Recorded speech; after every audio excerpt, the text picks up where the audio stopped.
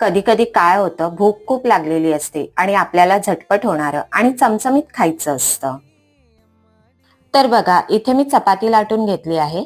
त्यावर धणे जिरे पावडर, गरम मसाला, लाल तिखट, चिमूटभर मीठ, थोडंसं तेल किंवा तूप घेऊन चपातीला पसरवून घेऊया. छान पसरल्यानंतर त्यावर बारीक चिरलेली मेथीची पाने घालून रोल करून घेऊया. रोल करून घेतल्यानंतर त्याला मधोमध कट करून फोल्ड करून घ्यायचं आहे या पद्धतीने. दोन्ही बाजूने सुक्क पीठ लावून छान मेथी पराठा लाटून घ्यायचंय. तव्यावर दोन्ही बाजूने छान शेकवून घेऊया. हा पराठा आपण गरमागरम चहा किंवा दही याबरोबर खाऊ शकतो.